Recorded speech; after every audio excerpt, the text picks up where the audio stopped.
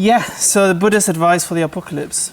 I thought I'd start with a bit of a disclaimer, because actually I didn't do proper research, but as far as I know, actually the Buddha wasn't very interested in the apocalypse.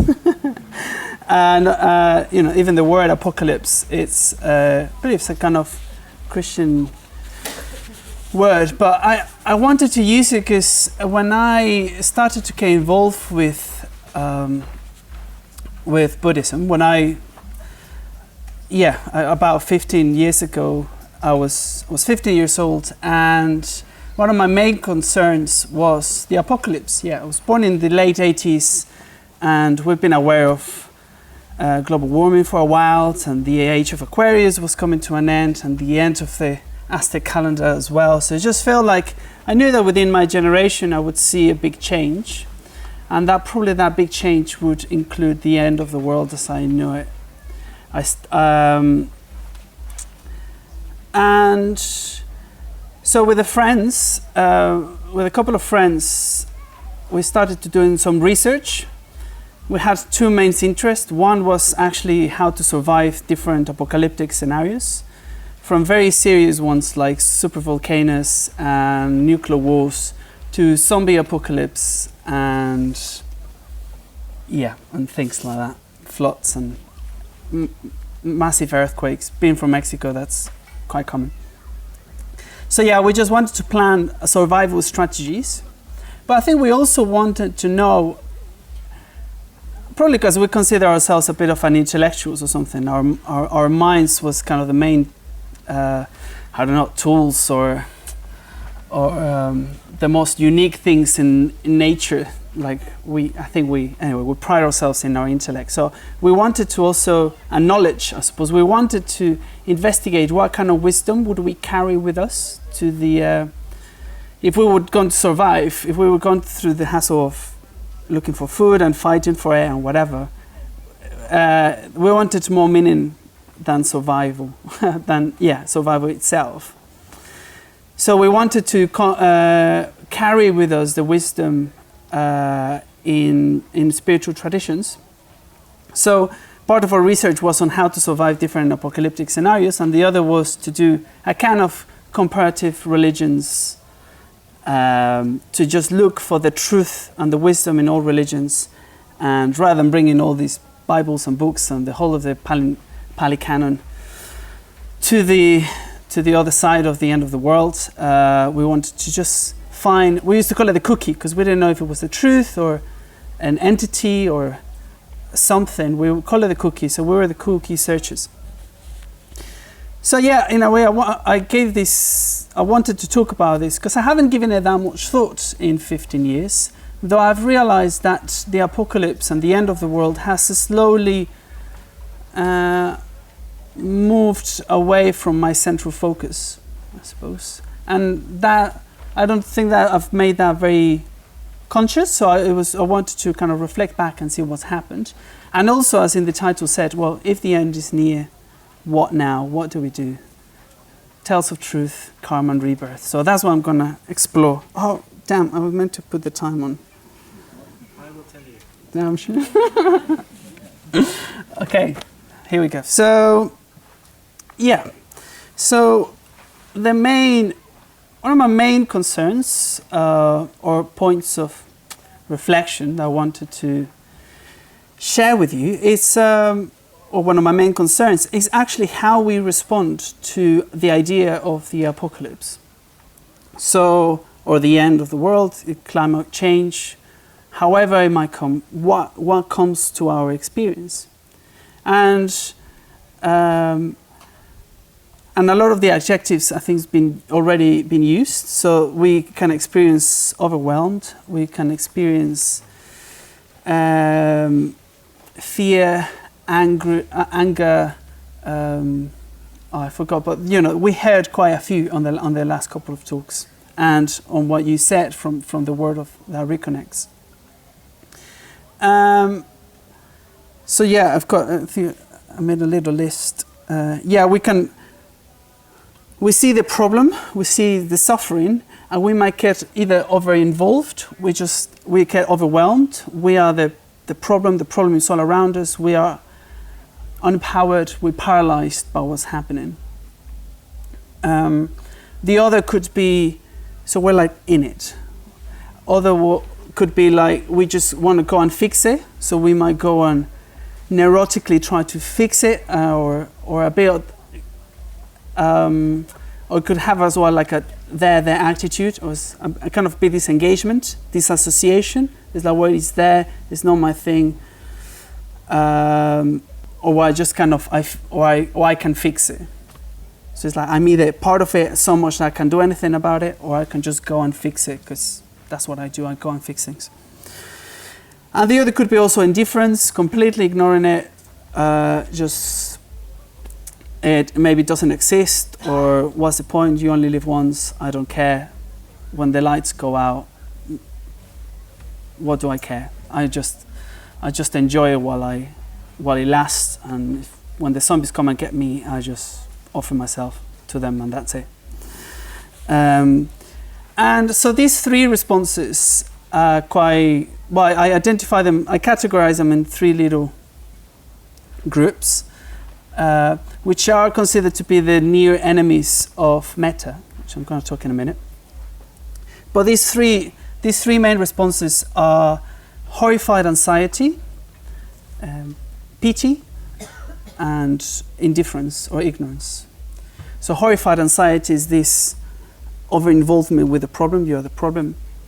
Feeling pity is that kind of there dissociation, but also could reflect as that fixing it. And the ignorance part, the just ignoring it, being blind to it.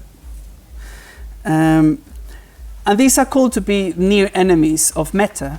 Metta can get translated as empathy, compassion, and if we would be enlightened, if we would awake to the true nature of reality, we would naturally act with metta. We would engage with things, we would face them, and be able to creatively respond to that in an empathic, compassionate way. So these three things are near enemies. And I love that word of near enemies, because it feels like we're doing something about it, but it's not, in a way, it's not the wise way. As in, the other near enemy sometimes I think of that helps me is, for instance, guilt. As I say, I'm from Mexico, and I was brought up Catholic, and so guilt is a common experience, or can be. And for instance, guilt is perhaps a near enemy to remorse. With feeling guilty, you feel bad about doing what you've done, almost as a way of balancing it out, as a way of almost like virtue signaling, like, oh, I know that I did something bad, so I just feel bad about it, and that will balance the fact that I've done it, because I feel bad about it. So it's this kind of a way of bringing balance or justice by one feeling bad about it. And is a near enemy of remorse, as remorse is a kind of a real acknowledgement of what is happening, a reflection of your actions, and just aiming to make amends. Perhaps apologizing, publicly, maybe confessing, but actually aiming to transform what you've done. So you see, it's kind of, that's what I mean. That's what we mean by near enemy. We feel like we're doing something, but sometimes actually it could be quite harming. And actually, this near enemy it can be paralyzing. I have experienced horrified anxiety a couple of times, and yeah, being overwhelmed is very hard place, almost impossible place to respond from. So yeah, the first is just, I thought I'd just share these three labels for you to, if you identify that might be your experience, might be helpful to identify that that's what's happening. I'm in horrified anxiety, or I'm in pity, or I'm in ignorance or disengagement, and that's not and there's wiser ways of acting. Those wiser ways are with metta, with love, compassion, facing, or what's the word you used? Heading towards, what did you say? Something like that. Come back to me. Yeah, so what, yeah, anyway, so metta. Metta is that love, that's another word that gets translated. And there's this element of metta that is acceptance. I suppose it's embracing, turning towards, that's what I said, turning towards your awareness, your emotional involvement to the truth, to what is happening, to the pain in a way, to the suffering, to the problem. Let me see what I wrote here. When things go how we don't want them to go, as they inevitably do, we need to be aware of our responses and embrace them with awareness, with mindfulness, in order to respond in a wiser way, in a more creative way, in an expansive way, in a skillful way. Identifying and working with horrified anxiety, pittiness, I don't know if that pittiness is a word, I just made it, I don't think it is. Indifference and indifference in us and others. We need to identify that. But yeah, we need to move towards them in order to transform them. And it's something that we can do, it's not only to do with the end of the world. I think we're facing problems all the time. So in a way, it's a practice that we can take on from now on. We need to start building up emotional robustness, acceptance of truth, and how we do that is by cultivating metta. And there's a specific meditations and reflections, but I'm not going to do that here. There's other talks, and there's meditations as well up in the meditation tent. But it's one of the meditations we teach in True Atma. So yeah, facing truth. We're moving to the second half, facing truth.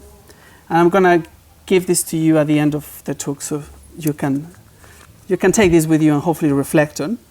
There's 5 things that the Buddha recommended to everyone to reflect on or to contemplate.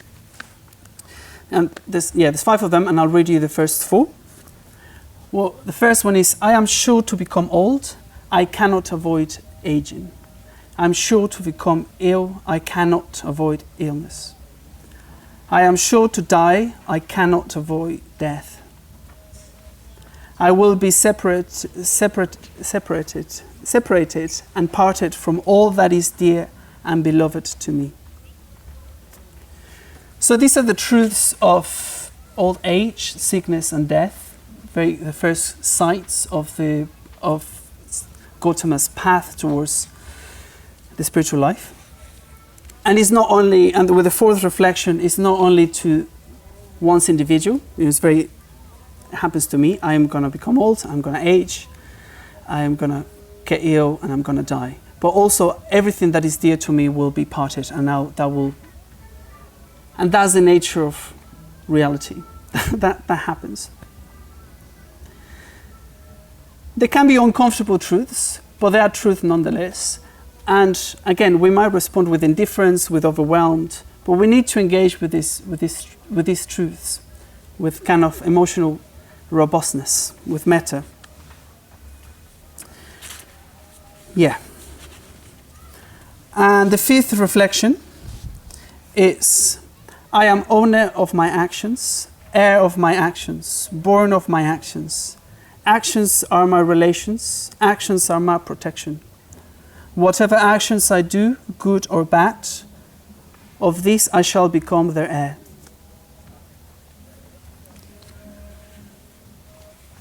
So I want you to think, just a small reflection for yourself, on, if there's any, whose person's actions from the past, they might be death, long death, have had an effect in your life or consciousness.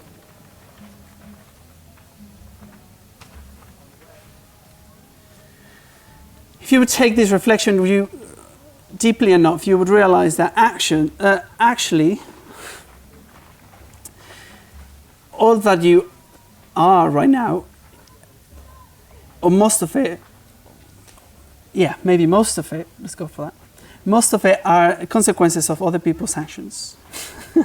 You didn't make the language you do, the clothes you wear, perhaps even your thoughts. You're not original thoughts. Most of it come from someone else.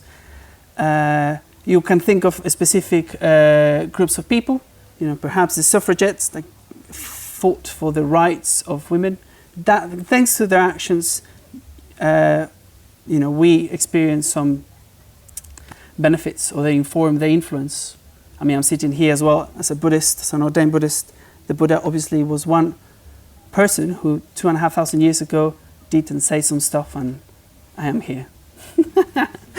Also, my parents had sex, and here I am. So all that we are the consequences of actions.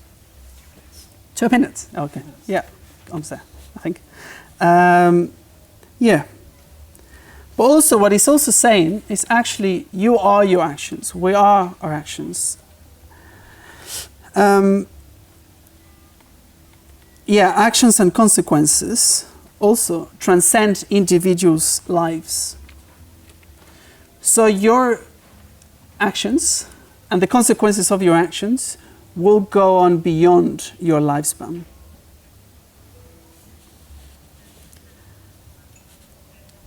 So this is the bit of karma and rebirth of my talk. So by karma, what we mean is actions have consequences.